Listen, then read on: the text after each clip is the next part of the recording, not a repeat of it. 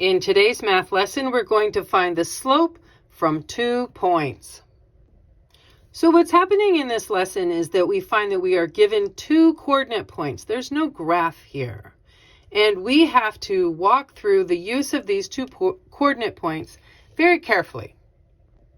The first thing that's going to happen is that we're going to label the 2 points with their x and y parts. What does that mean? What does that look like? That looks like each coordinate point is always x and then y. And you can say very simply that the first coordinate point you were given is point 1. So it's x1 and y1. And the second coordinate point that you were given is point 2 with x2 and y2. So this is how you label them.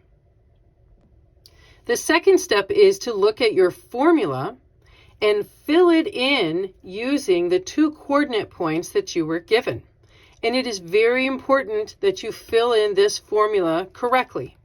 You have to put the appropriate numbers where they go. So we're filling in the blanks, but we need to know where they go.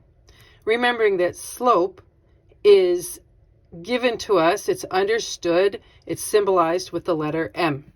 So the formula that we will be using is y2 minus y1, all divided by x2 minus x1. It is important that you keep the order of 2 minus 1 over 2 minus 1. It is important that the y values are on top and the x values are on the bottom.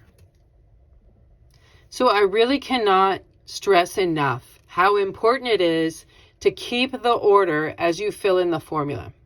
If you switch the numerator or the denominator from being the second one minus the first one to being the first one minus the second one, you will end up with the other sign. What was supposed to be a positive slope will now appear negative, or vice versa, with what was supposed to be a negative slope now appearing to be positive. And that's the difference between right and wrong. So it is important that you are attentive and careful to the order that you place your numbers into the formula.